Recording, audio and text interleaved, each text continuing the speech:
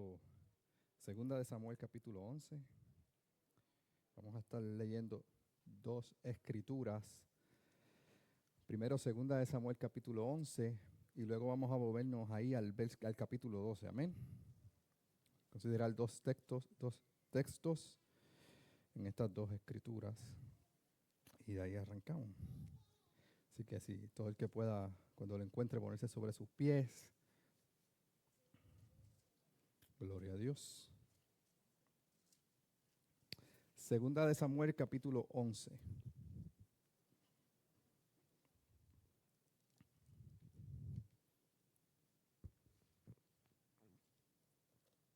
Si lo tienen, me contestan con un amén. Amén. ¿Qué? Lee la palabra en el nombre del Padre, del Hijo y del Espíritu Santo. Amén. Aconteció el año siguiente, en el tiempo que los reyes salen a la guerra, que salen los reyes a la guerra, que David envió a Joab y con él a sus siervos y a todo Israel, y destruyeron a los amonitas y sitiaron a Rabá. Pero David se quedó en Jerusalén.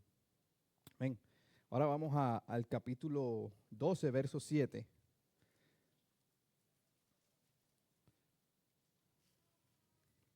Y quiero leer la primera frase de este verso, que dice: entonces dijo Natán a David, tú eres aquel hombre. Padre, te doy gracias, Señor, por tu palabra. Gracias por todo lo que tú haces, Señor, por lo que tú has hecho y por lo que vas a seguir haciendo, Dios. Nos ponemos en tus manos reconociendo que tú eres el único digno de recibir toda gloria, toda honra, Dios, y que todo lo que somos, todo lo que hacemos y todo lo que tenemos, Señor, es porque tu misericordia nos ha alcanzado, Dios. Así que te damos toda gloria y toda honra, Padre. Háblanos, Señor, conforme a tu palabra, Señor, y conforme a tu voluntad. En el nombre de Jesús. Amén. Amén. Gloria a Dios. Como tema esta casi tarde ya, ese hombre eres tú. Les tengo que decir que me siento un poco ansioso hoy. Desde esta mañana hay algo en el ambiente que creo que Dios se va a mover de una manera poderosa. Y Dios se ha estado moviendo de una manera poderosa desde esta mañana y creo fielmente en que la palabra de Dios va a ministrar a nuestra vida. Ya que cuando yo tomé una actitud diferente cuando me toca preparar un mensaje. En un momento dado yo pensaba, Dios, que tú quieres hablarle al pueblo. Pero tuve que cambiar mi mentalidad porque la mentalidad que tengo ahora es, Dios, que tú quieres hablarme a mí. Porque yo entendí que si lo que Dios me habla a mí primero es porque hay una necesidad en mí que tiene que ser suplida y de igual manera yo lo puedo impartir a otros. Amén. Así que vamos a comenzar hablando un poquito de David. David es un personaje que cuando lo mencionamos, rápido que mencionamos a David o hablamos de David o escuchamos el nombre de David, lo primero que se nos viene a la mente, ¿qué es? Goliat, un pastor, un músico, un adorador, ¿verdad? Aún así en Hollywood ya están haciendo muchas cosas relacionadas con David. Han hecho películas animadas para niños con la historia de David. Y todo esto se enfoca en la historia de David. Y cuando vemos es como un pequeño joven pastor, sin ningún tipo de experiencia militar, pudo derrotar a un gigante. ¿Y qué podemos hablar de David? David, a pesar que era un hombre conforme al corazón de Dios, él seguía siendo hombre. Eso no cambiaba nada dentro de la perspectiva de quién era David. Y cuando vemos, y Rosana estaba hablando un poquito de esto durante la adoración, encontramos a un David que desde sus principios, él sabía, ¿sabes qué? Cómo tener cuidado de una oveja. David tenía sumamente una gran experiencia pastoral cuando se encontraba con sus ovejas. David sabía cómo defender a sus ovejas. David enfrentó osos, enfrentó leones, tal vez enfrentó lobos, pero algo sabemos de David y era que nadie podía meterse con sus ovejas. ¿Será David? También encontramos un David que sabía adorar. Y no tan solo que sabía adorar, sino que sabía cuándo y dónde tenía que adorar. ¿Qué tipo de adoración tenía que utilizar? Vemos que David supo que tenía que tocar delante del rey Saúl cuando él se encontraba atormentado por un espíritu malo de parte de Dios. David, como les dije al principio, sabía cómo enfrentar a un gigante. David supo qué hacer en el momento preciso, en las circunstancias precisas. Él supo qué hacer, cuál iba a ser el movimiento adecuado para enfrentarse al gigante. David también se supo esconder para poder preservar su vida. David supo cuándo correr y David supo cuándo esperar. ¿Será David? David supo cómo no dejar que su ego lo dominara. David estuvo en la cueva, tenía a Saúl listo para poder matarlo y David no lo mató. Él supo esperar su momento.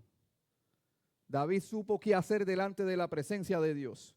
Cuando estaban llevando el arca a Jerusalén, David supo cómo tenía que danzar. No importando que su esposa lo criticara, David supo lo que tenía que hacer para adorar a Dios mientras traía su presencia al lugar donde él quería que estuviese. David supo orar en medio de la batalla para poder tener dirección de parte de Dios. Vemos que en una ocasión David manda a buscar el efod sacerdotal para pedir dirección y consultar a Dios a ver qué tenía que hacer o qué no tenía que hacer. En general, David sabía lo que se expectaba de todo lo que conforme a su vida. Cuando vemos todas estas historias de David, podemos ver a un David que supo qué hacer, supo cómo actuar y supo cómo adorar a Dios. Entonces, cuando comparamos a David con el creyente de hoy en día, David, yo lo consideraría un creyente maduro hoy en la actualidad. Yo consideraría a David de esa manera. No sé ustedes, pero yo sí. Sabía todo lo necesario para mostrarse delante del pueblo. Entonces, cuando vemos a David, comparándolo con el creyente actual, vemos un David que es prácticamente un adorador. Vemos a un David que sabe cómo adorar enfrente. Vemos a un David que cuando le dicen que ore por algo es un David que puede tener unas palabras muy elocuentes. Vemos un David que sabe interceder en un momento de batalla. Vemos a un David que sabe honrar a quien Dios puso por encima de él dentro del ministerio. Vemos a un David que sabe cómo interceder dentro del culto de oración. Cuando vemos esto, vemos un David que estaba dispuesto a ayudar a su hermano. Entonces, la pregunta es, para enfocarnos en el capítulo 11, ¿qué pasó con David si él era el rey escogido de parte de Dios? ¿Qué llevó a David a tomar estas decisiones? ¿Qué puso a David en este lugar donde él se encontró en ese momento preciso? David tenía las herramientas necesarias y la experiencia para poder enfrentar todo lo que antes mencioné. David sabía de guerra, David sabía de batalla, David entendía cómo era la adoración en el templo.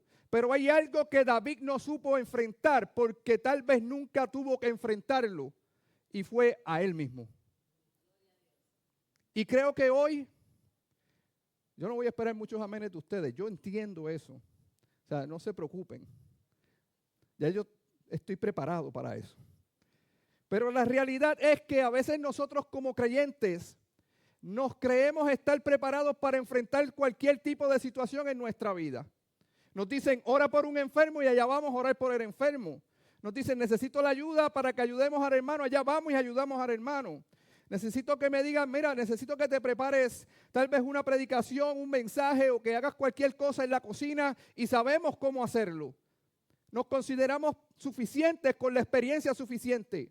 Pero cuando llega el momento donde estamos solos, donde se encuentran nosotros y Dios, ¿cómo es nuestra vida?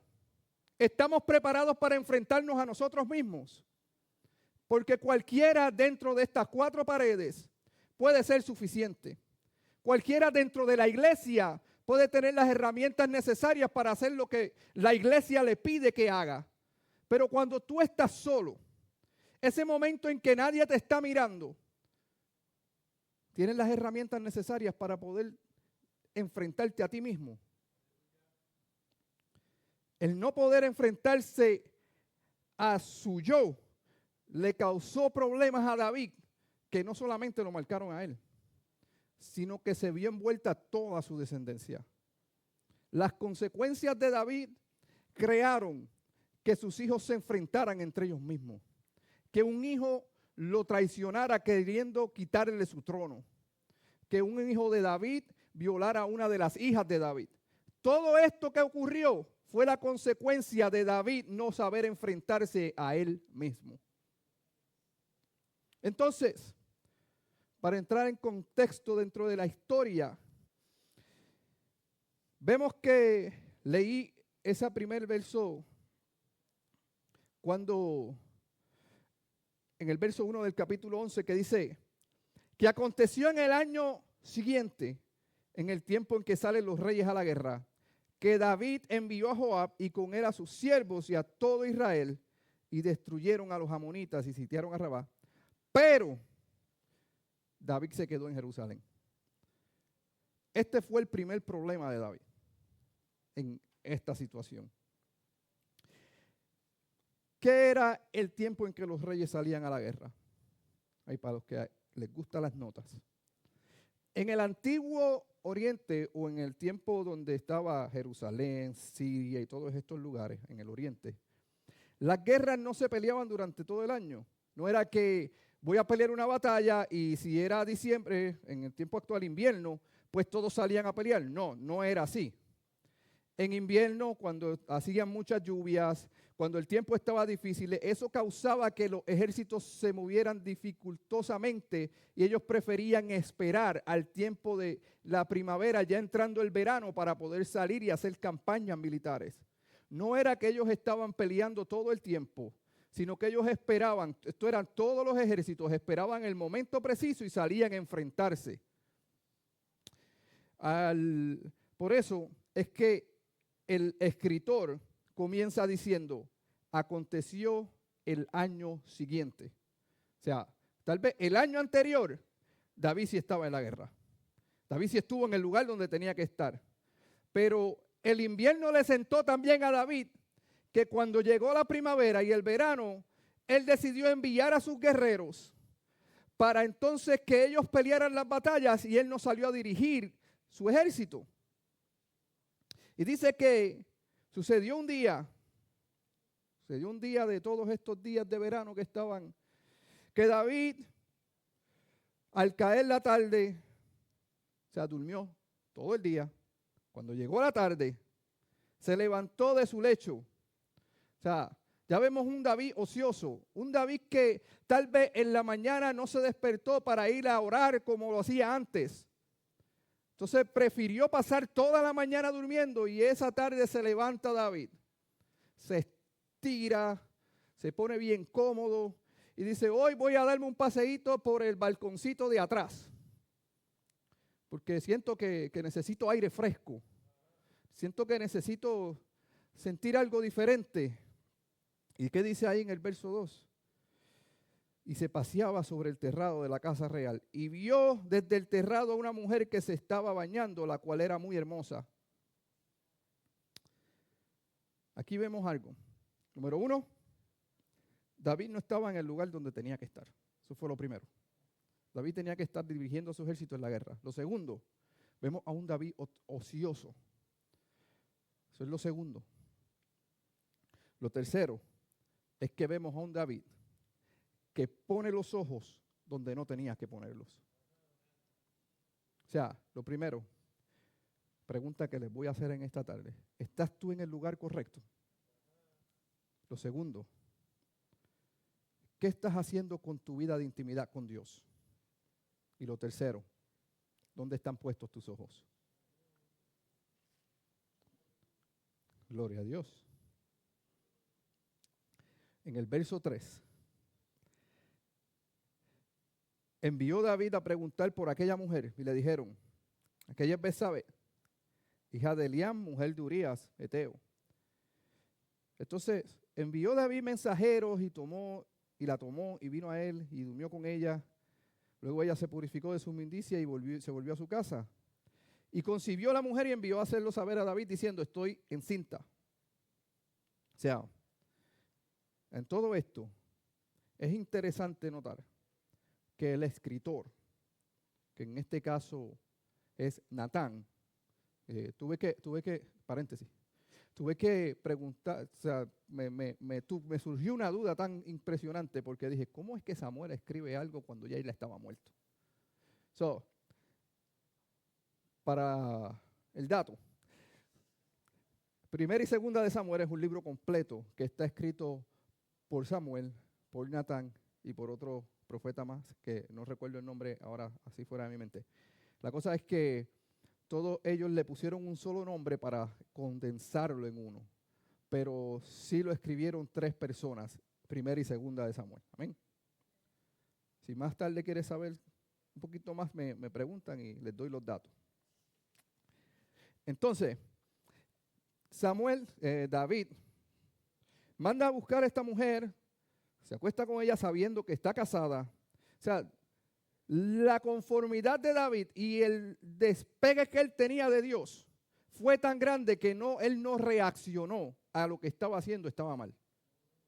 Y ese es el problema que nosotros enfrentamos cuando nos encontramos en un momento de ocio en nuestra vida. El ocio es muy peligroso dentro de la vida del cristiano. O sea, lo primero, David se levantó tardísimo. David ya no era el mismo David de antes. O sea, el David que se encargaba de pelear las batallas, ese no era el mismo David. Entonces, lo que yo veo hoy día es cuando nosotros vemos a un creyente que era el más fervoroso en la oración cuando era culto de guerra espiritual, pero llega un momento dado en que comienza a poner miles de excusas para no llegar al culto de oración. Entonces estamos viendo un cristiano que su vida está cayendo en el ocio, porque déjame decirte una cosa, si tú no tienes pasión para orar en la casa de Dios, tú no tienes pasión para orar en tu casa. Y me disculpan desde ya, pero o sea, tengo que hablar lo que Dios me dio. Amén. Creo que esa era mi ansiedad hoy. Pero la realidad es que a veces nosotros somos culpables de nuestras propias decisiones. O sea, no simplemente es que literalmente hay personas que son fuego dentro de la iglesia, pero en sus casas prácticamente son cenizas y tal vez mojadas. Entonces, esta es la realidad. Y esto me llegó a hacerme a mí unas preguntas acerca de lo que David hizo. Porque lo primero que hizo David fue que cuando él vio que esto sucedió, él mandó a sacar a este hombre que estaba peleando en su nombre y en nombre de Dios para que viniera a la casa. Y David le dice a él, oye, tú has estado peleando demasiado.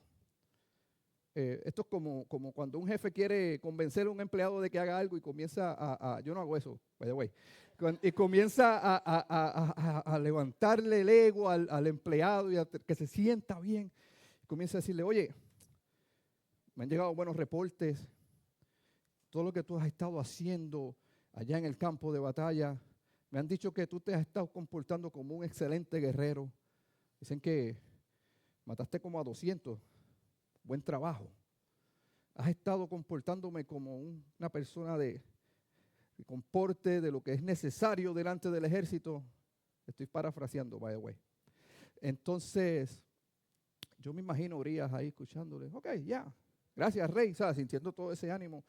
Y él le dice, oye, como compensa de esto, ve para allá para tu casa, está con tu mujer y no te preocupes de nada. O sea, todo está cubierto, estás bien, ve para allá. Hay algo que me impacta de Urias. Capítulo 11, verso 11. Cuando David se enteró que Urias no fue a hacer lo que él le dijo que hiciera para él cubrirse, él le dice, oye, ¿no llegaste a tu casa? ¿Qué pasó? ¿No estuviste ahí?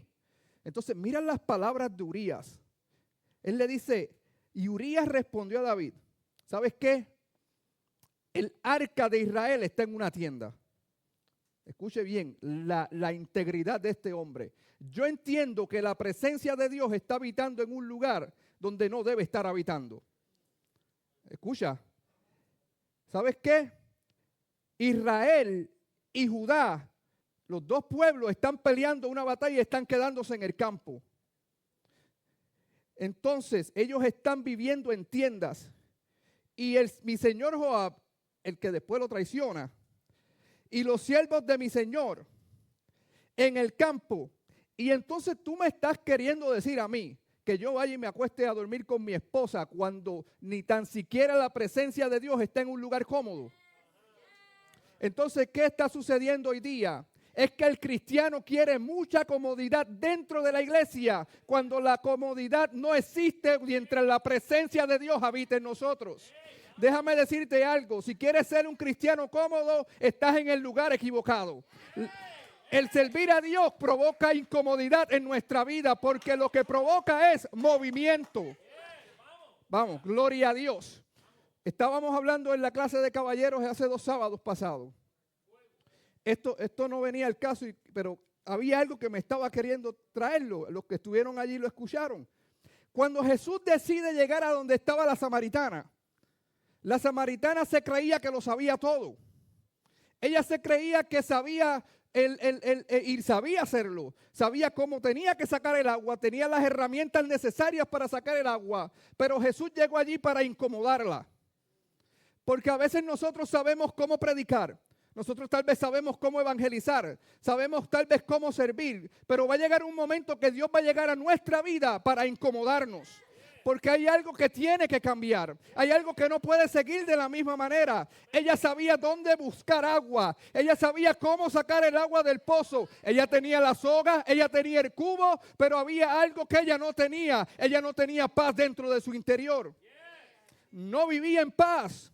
Porque cuando Jesús le dice, ok, yo te voy a dar agua que salta para vida eterna, aún así todavía ella no estaba entendiendo lo que Jesús le quería decir. Ella le dice, ¿cómo tú vas a sacar agua si yo soy la que tengo el cubo? ¿Cómo tú vas a darme agua si el agua está ahí abajo? ¿Acaso tú eres mayor que mi padre Jacob?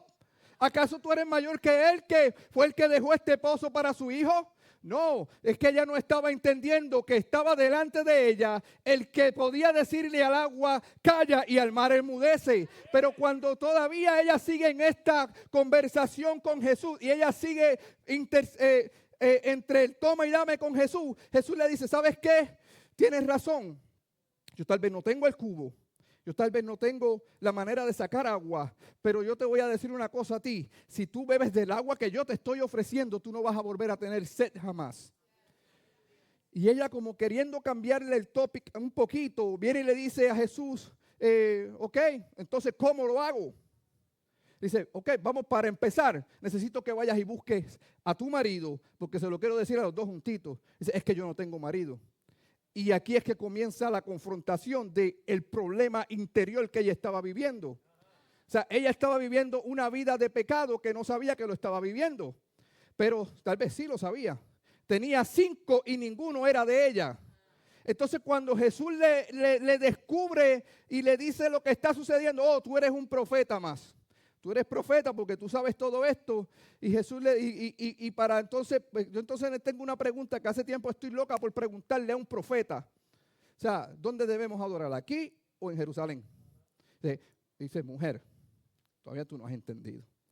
Va a llegar el momento que ni en Jerusalén. Va a llegar el momento que ni aquí. Va a llegar el momento que ni en Roma. Va a llegar el momento que en cualquier lugar que te puedas imaginar. O sea, porque no van a adorar, sino van a adorar los que verdaderamente quieren adorar a Dios. Y van a ser aquellos que le buscan en espíritu y le buscan en verdad. Porque esos son los adoradores que el Padre está buscando. Entonces, cuando vemos que esta mujer prácticamente su mentalidad se le es transformada, ella va y comienza a compartir lo que este hombre que sabía toda su vida le dijo. Entonces a veces nosotros, teniendo a Jesús de frente, a veces nosotros teniendo a el que nos puede dar todas las cosas que son necesarias de frente, lo ignoramos porque pensamos que mi cubo y mi soga son suficientes. Pensamos que como yo sé sacar el agua es suficiente. Pero Él te está diciendo, ya no es necesario que tú saques agua, porque si yo entro a habitar en ti, no vas a tener sed jamás. Entonces, vamos a volver a David. me hice unas preguntas. Si este acontecimiento que David hace, ahí en el verso 11, capítulo 11, David, luego que le dice a Urías que se vaya a dormir con su esposa, él le contesta de esta manera. Yo me imagino que David se picó un poquito, se picó para los que centroamericanos, que en puertorriqueños se picó y se molestó. ¿Ven? Se molestó un poquito David, y me imagino David dice, wow, ¿qué hago ahora? Dice, oye, Urías, no te vayas todavía, necesito que venga a comer conmigo. David lo emborrachó. David le dio vino hasta que el hombre quedara arrastrándose. Eso está ahí en la Biblia. Dice que lo hizo beber tanto hasta embriagarlo. Verso 12.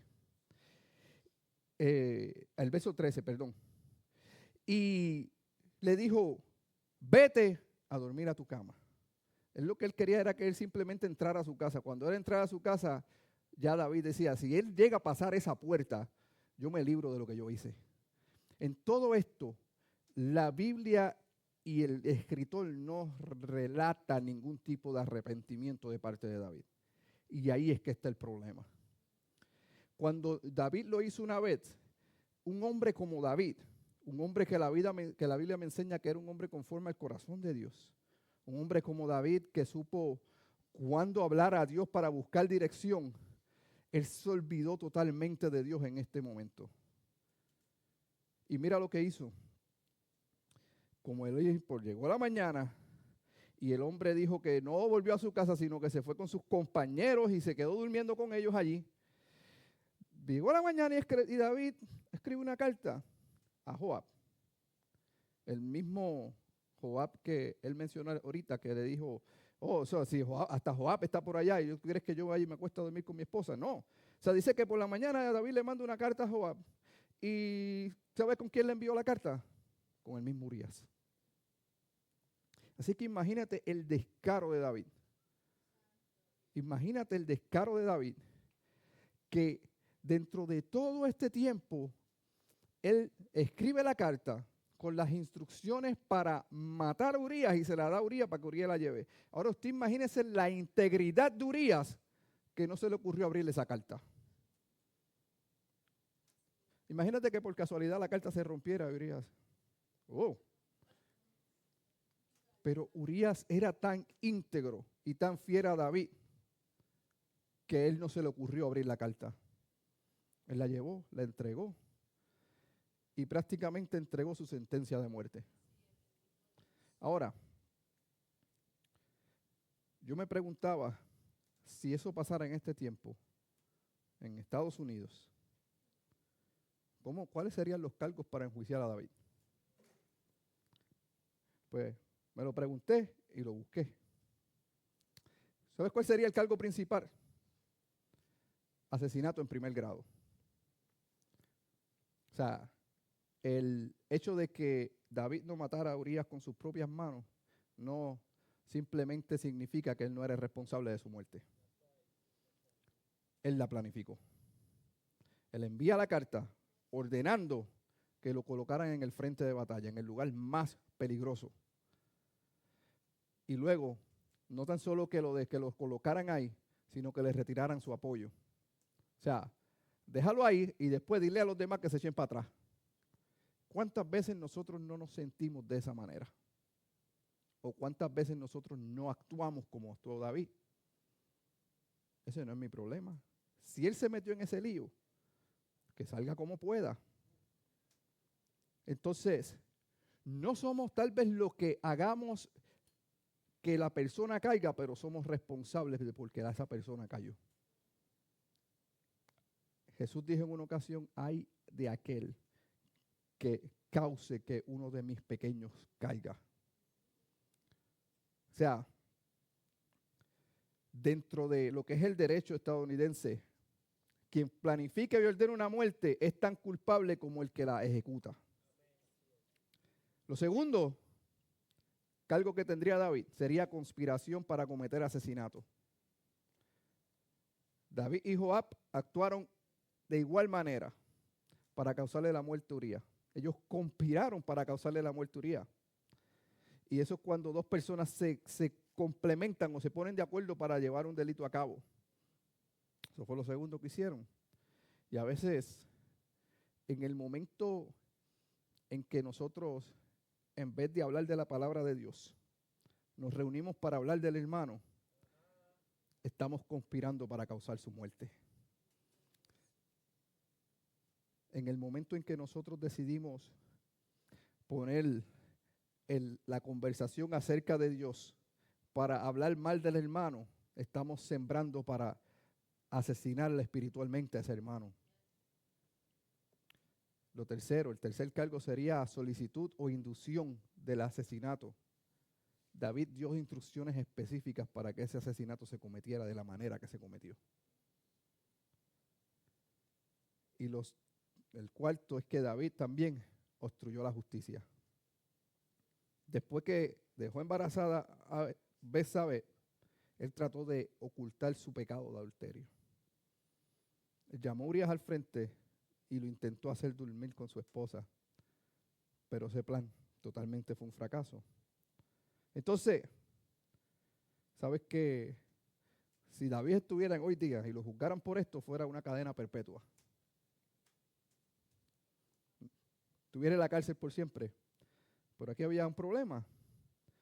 No podemos dejar a Joab del lado, al traicionero. Le podríamos decir el Judas. Él también tendría cargos por asesinato. Los mismos cargos de David, él los tendría. Y el solo tú obedecer órdenes no te exime de que lo hayas hecho mal. No, pero es que me dijeron que no lo hiciera porque ese era trabajo de él. A mí me dijeron que no fuera porque era trabajo del otro. Me dijeron que no hablara porque era trabajo del otro. O sea, yo no voy a predicar porque la predicación eso es trabajo del pastor. No, pero la palabra para el día te la dio Dios a ti. Dios te quiere usar a ti. No, pero es que yo no puedo hacer eso.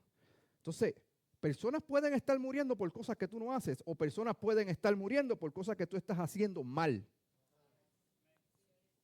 Amén. Y es interesante que del verso 11, del capítulo 11 al capítulo 12, no pasaron un día, no pasaron 2 días, pasaron meses, tal vez años. ¿Por qué? Porque cuando Natán va a hablar con David, ya el niño había nacido, el niño del pecado. O sea que David estuvo varios años haciéndose el loco.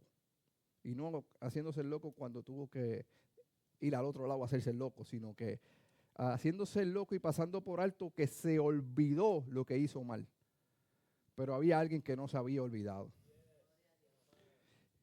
Y a veces hay momentos en que nosotros nos olvidamos de las cosas que hacemos mal.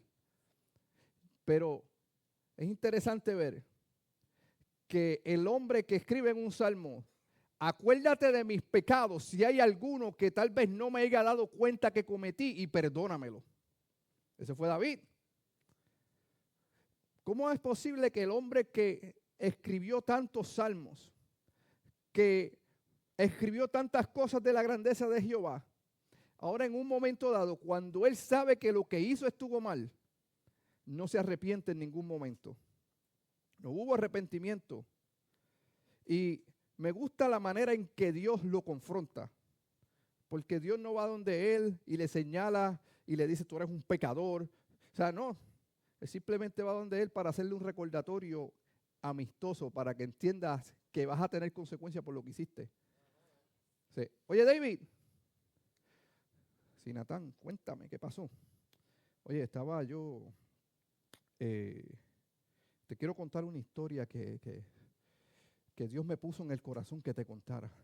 Yo me imagino a David expectante. Ahí, wow, o sea, viene el profeta a hablar conmigo, vamos a tener una conversación como muchas veces tal vez las hayamos tenido, porque durante todo ese tiempo tienen que haber conversado.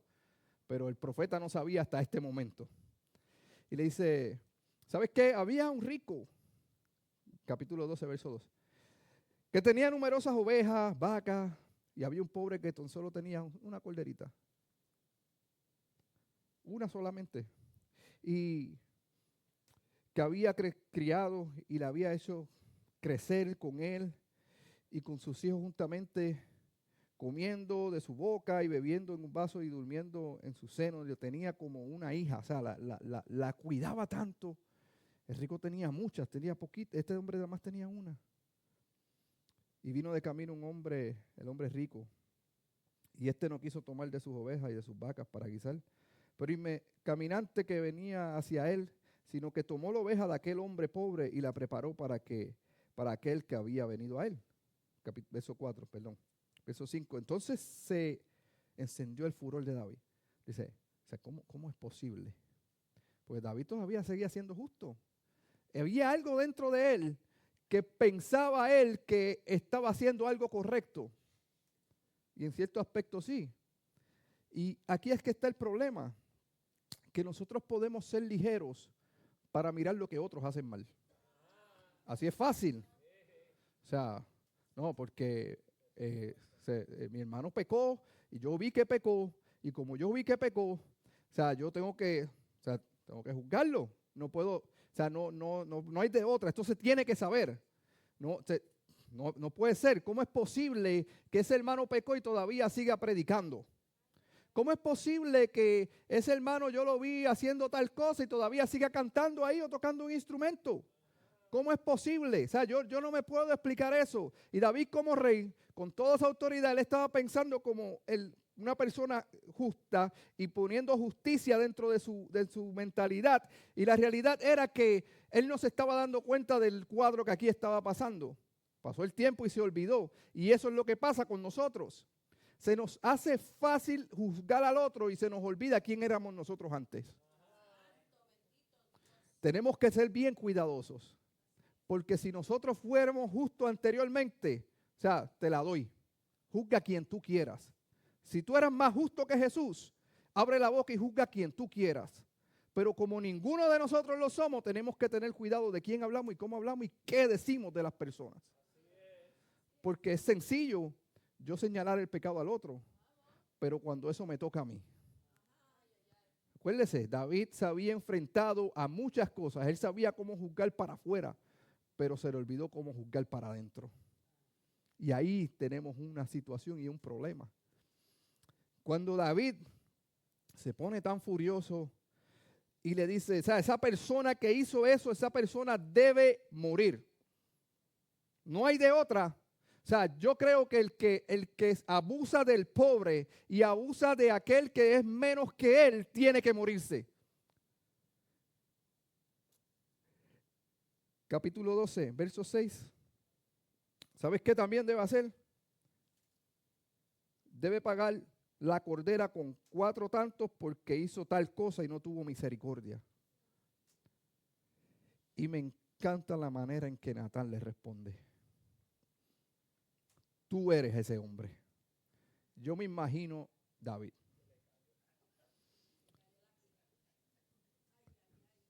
Ustedes se rieron porque se lo imaginaron también. Y la realidad es que yo te tengo que decir una cosa hoy. Que muchas veces nosotros somos David. ¿Y sabes qué? No sabía cómo poner este título porque dice hombre. Pero esa mujer eres tú. Ese joven eres tú. Ese hombre eres tú. Que a veces se nos olvida cuánta misericordia Dios tuvo con nosotros, pero no queremos ser misericordiosos con los demás.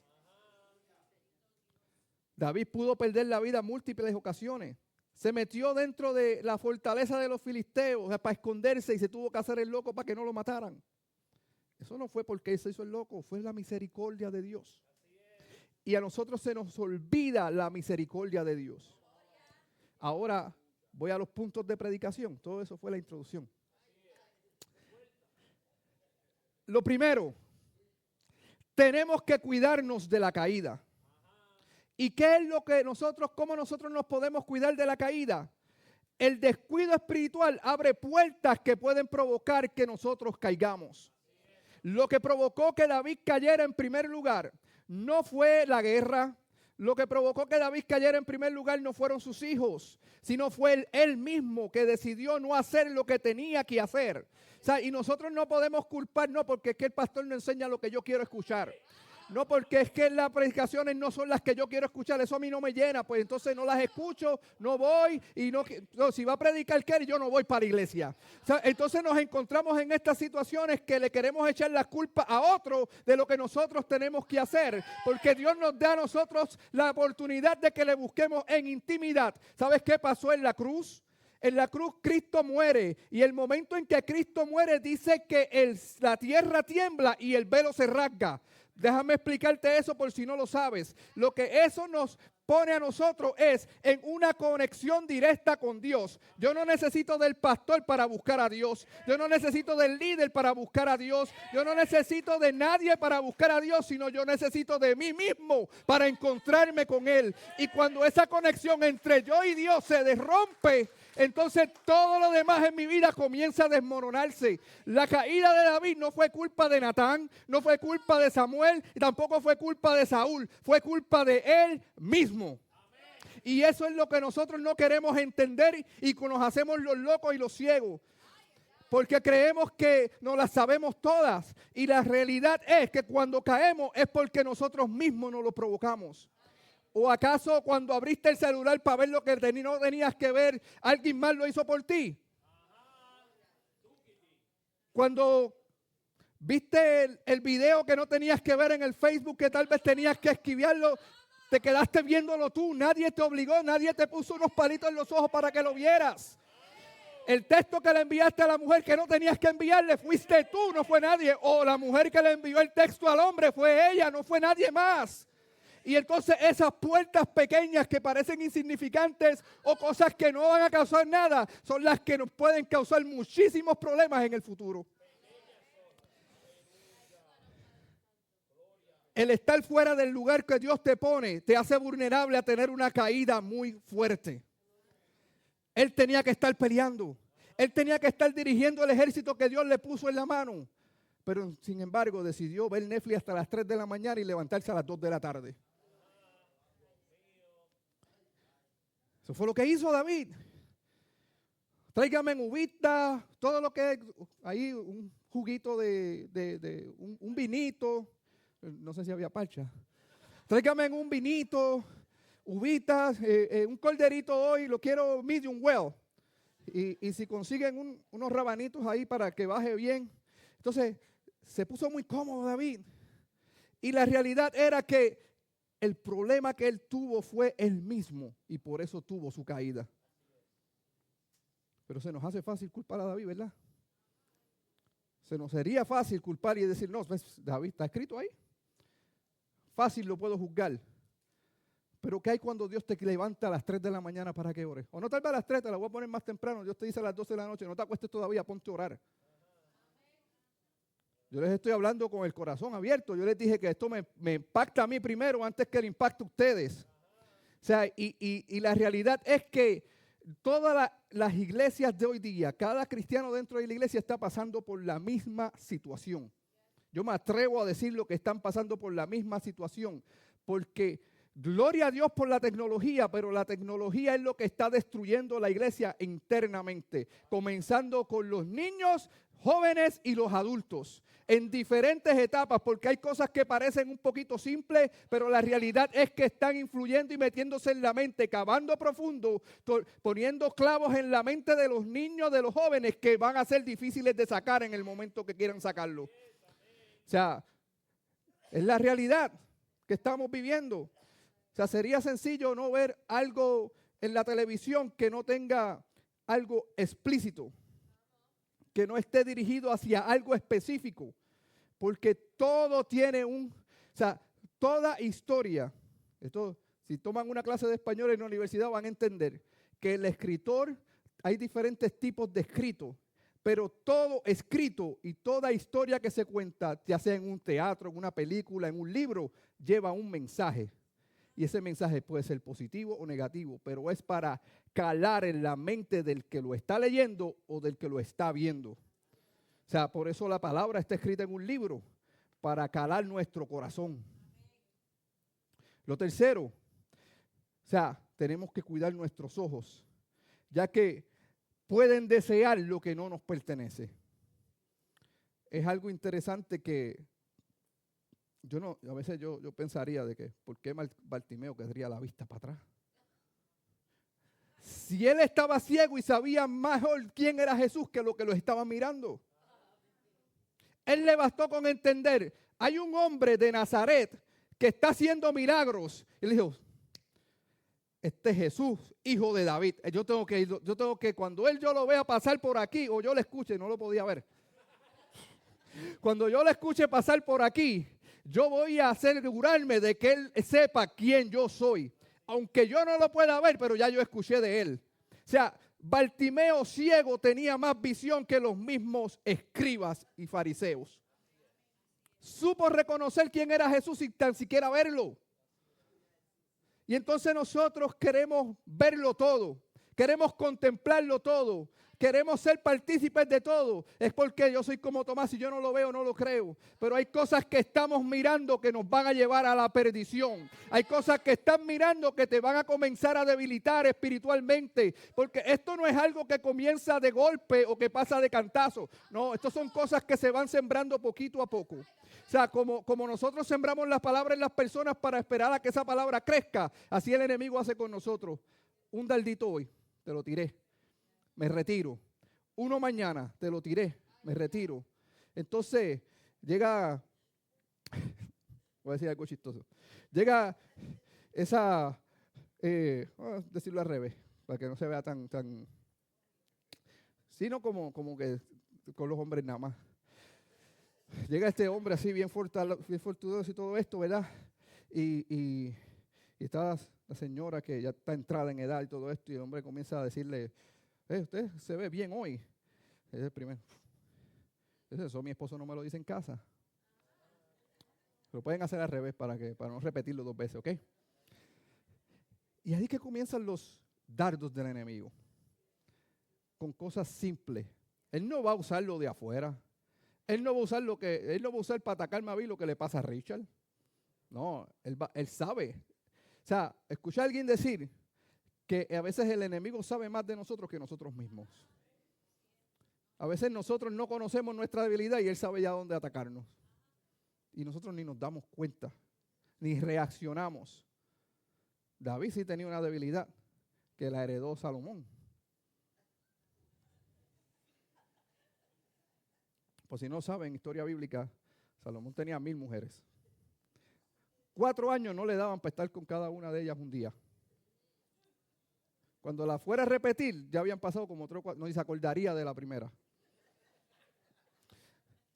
Pero hoy día el machismo, no sé qué pudiera decir, nos hace creer que nosotros somos más que suficientes y queremos más de lo que nosotros podamos aguantar. O sea, que ser realista. Al menos que seas Salomón y seas millonario. Y con todo y eso, con tanta sabiduría, no supo manejar eso. ¿Por qué? Porque él sabía manejar un reino. Él supo dirigir ejército, él supo manejar economía, pero tampoco sabía manejarse él mismo. Y entonces se crea un ciclo. Se crea un ciclo, ¿sabes por qué? Porque cuando tú no sabes manejar tu vida espiritual y tu vida devocional en tu casa, ese ciclo lo va a repetir tu hijo. O sea, yo veo a papi orando nada más que en la iglesia, mami allí cantando nada más en la de eso, pero cuando llega a casa lo que hace es, en vez de adorar a Dios, lo que hace es gritarme. Y papi, en vez de leer la palabra, lo que hace es viendo el fútbol, no decir otra cosa que después no digan, estás hablando de mí. Entonces, eso es para que no se pongan serios, porque si sigo, después no vuelven. Por eso, algo bueno que el pastor hace es que el pastor no le dice a ustedes quién va a predicar. Ustedes se enteran aquí. Los únicos que sabemos quién predica somos los que predicamos. Amén. Seguimos. Punto número 2. Si tú fallaste, ya sea hoy, mañana, antier, ayer, cuando sea que fallaste, hay algo que tú tienes que esperar. Y es la confrontación de parte de Dios. Eso no va a pasar por alto. Pecaste y fallaste a Dios o hiciste cualquier cosa, hay una consecuencia. O sea, todo pecado, toda falla que nosotros cometamos en esta tierra, hay una consecuencia que nos va a alcanzar. Algunos muy rápido, algunos tal vez después. A Saúl no fue tan rápido, no fue tan después, desobedeció a Dios, y ahí llegó Samuel y le dijo, oye, ¿y esas cabritas? Oh, el rey está vivo todavía. O sea, ¿acaso Dios no te dijo que eliminaras todo? No, pero es que un guisito de cabro por la noche. Y entonces, pues tengo que asegurar algo, tengo que tener al rey ahí asegurado. O sea, no, y lo que pasa es que no es como tú quieras, no es como tú pienses o no es como tú te lo imaginas. O sea, por más bien que se vean las cosas, o sea, en el caso de Saúl, por más buenos que se veían esos cabritos, esas vacas tal vez eran unos ribeye bastante jugosos. Los viste con ojos de lo que puede ser, pero la realidad es que Dios dijo, yo no quiero que eso sea. Y eso es lo que nosotros pasamos por alto. La confrontación de Saúl fue el momento. En el momento cuando el profeta le dice, ¿sabes qué? Brother, si tú no hubieras hecho esto, hoy yo hubiera llegado aquí a firmar tu trono. Pero un descuido, un desliz lo hizo perder tanto. Dios fue más que misericordioso con David. Muy misericordioso, diría yo. Porque lo que hizo David no se compara tal vez en nada con lo que hizo Saúl. O sea, él prácticamente mató a uno de los suyos por simplemente ocultar algo que él hizo mal. El que merecía la muerte era David. O sea, Urías no merecía morir. Tu respuesta a la confrontación debe ser de arrepentimiento. Aunque la consecuencia no desaparezca, el arrepentimiento tiene que estar ahí.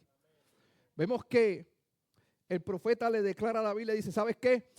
Pecaste, lo hiciste mal, sabes que merecen la muerte, pero lo que Dios va a hacer es que ese hijo que tuviste se va a morir. Ya sabes, está decidido, se va a morir. Y va a haber guerra entre toda tu casa, se va a hacer un confrontamiento, se van a encontrar entre ellos. ¿Y qué pasó luego? David oró, David ayunó, David no se levantó del piso porque él sabía cómo era arrepentirse. Pero a veces cuando nosotros tenemos una consecuencia dictada por Dios por algo que hicimos mal, esa consecuencia no desaparece. La misericordia de Dios está ahí, pero lo que Dios dijo que iba a pasar por tu desobediencia va a pasar. Y de eso tenemos que tener cuidado. O sea que Dios siempre va a llamarte con amor, pero sus decisiones siempre van a ser firmes. El amor de Dios siempre va a estar ahí. Él fue donde David y no lo juzgó de una. El profeta podía morirse. David tenía toda la autoridad como rey de decirle, mátenlo. Este hombre está hablando en contra mía, yo no hice eso. Pero él le caló y le habló a su mente, a su corazón, a su conciencia, para que él entendiera de que lo que tú hiciste estuvo mal. ¿Qué más vemos aquí? La confrontación provoca libertad. Hay cadenas que solo caen en cuanto reconocemos de dónde hemos caído. Gloria a Dios. Bravender, yo estaba pensando en esa alabanza que tú cantaste el viernes. Ya estoy terminando. La confrontación provoca libertad. Entonces hay cadenas que solo van a caer cuando reconocemos de dónde hemos caído. Yo recuerdo en una ocasión, yo hice algo malo en la iglesia. No en la iglesia, afuera, pero participaba en la iglesia. Así como David. Y fui y hice algo mal. Yo fallé delante de Dios. Yo pequé. Yo me molesté porque sin preguntar nada y sin saber nada, ni tan siquiera el pastor a mí me puso en una disciplina. Fue la copastora. Y en mi mente era, pero qué autoridad, ¿cómo es esto? O sea, yo sé que yo lo hice mal, sí, pero como que esto no me cuadra a mí. La realidad era que la disciplina tenía que ponérmela yo mismo. Yo mismo era el que tenía que decidir, yo no voy a hacer nada más, nada, yo necesito restaurarme, yo necesito levantarme. Yo necesito hacerlo, porque esto no se trata de que lo que puedan decir los otros de mí, sino lo que yo sé que estoy haciendo mal y que Dios tiene que restaurar en mí. La cuestión es reconocer. Y recuerdo, me siento a hablar con el pastor. El pastor es un hombre muy sabio, bien tranquilo, pasivo, pero te dice la verdad. No tan cualquiera. Te la va a decir, pero te la dice. Y recuerdo que yo le digo, sí, todo eso que dicen es verdad, yo lo hice. Sí, es verdad. Dice, pues tú sabes qué, tal vez tanto tiempo de disciplina no hubiera sido necesario, pero ya está y yo no puedo, o sea, mira la integridad de él, ya eso está dicho y yo no puedo retractarlo. Entonces me dijo, pero hay algo que te tengo que admirar, y es que a ti tal vez se te va a hacer fácil levantarte de esta porque tú supiste reconocer de dónde tú caíste. Y el problema es que somos tan, el ego, el orgullo, lo que van a decir, o sea, yo no quiero que nadie sepa, no quiero que nadie se entere. Eso es lo que te está acabando más hondo y te está puchando más para abajo. Es el no reconocer de dónde tú te caíste. Pero cuando tú reconoces de dónde te caíste, tú abres la puerta, no la puerta para el hoyo que te tienen ahí, sino que abres la puerta de la restauración en Dios. Y ahí es que estriba la diferencia.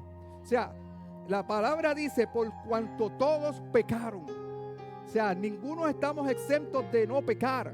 Todos en algún momento dado nos vamos a dar ira, vamos a decir algo que no debimos haber dicho. O sea, en algún momento tal vez vamos a ofender a alguien sin consciente o inconscientemente lo vamos a hacer.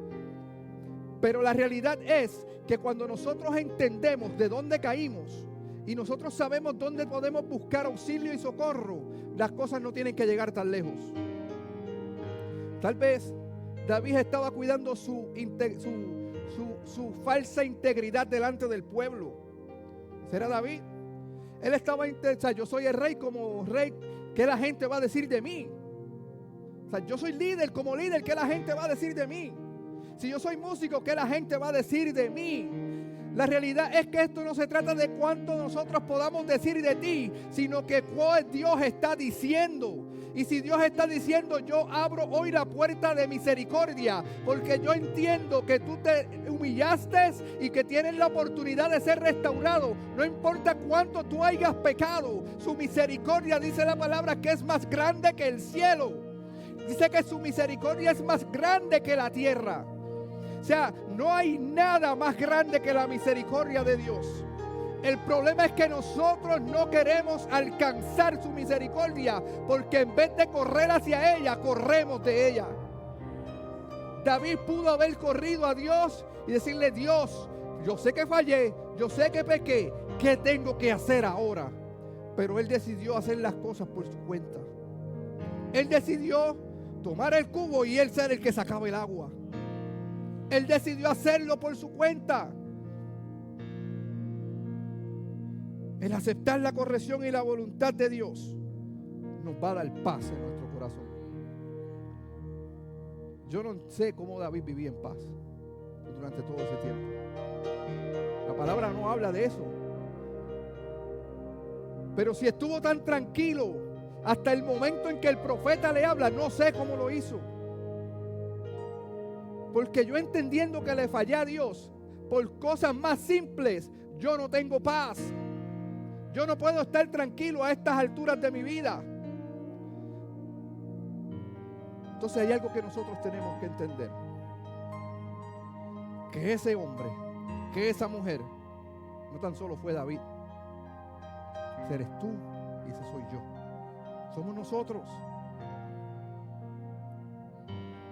Y a veces hay cosas tan simples que tal vez como David, él se descuidó en un pecado que le conocemos, le podríamos llamar un pecado en la carne, un pecado de la carne. Pero a veces nosotros nos descuidamos y cometemos pecados que son más espirituales. A veces nosotros descuidamos nuestra familia. A veces nosotros descuidamos nuestra posición en Dios, donde Dios nos puso lo que Dios nos puso en las manos. Había un hombre llamado Elí en la palabra, ahí al principio del libro de Samuel. Elí no tan solo descuidó su ministerio como sumo sacerdote, también descuidó a sus hijos.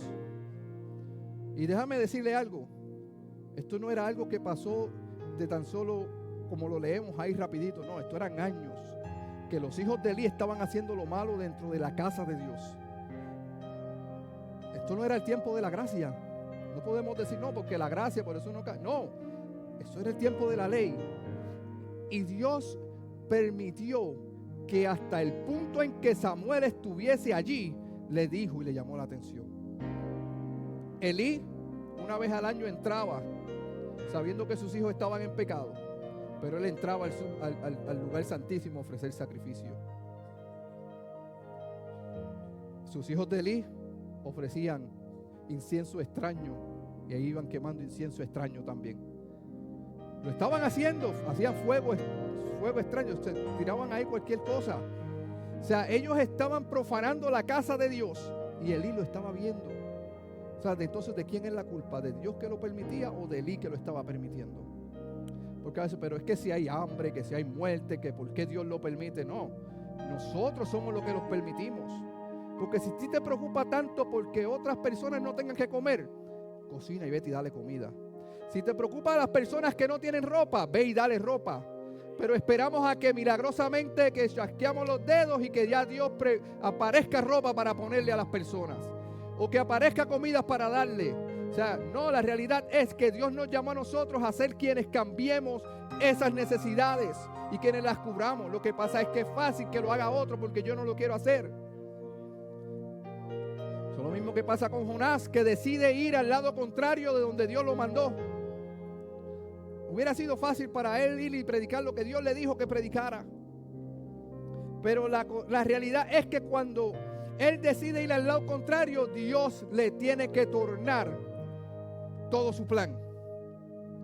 Y a veces nosotros preferimos hacer la voluntad de Dios embarrados en vómito antes que hacerla en limpiecito, que es más fácil.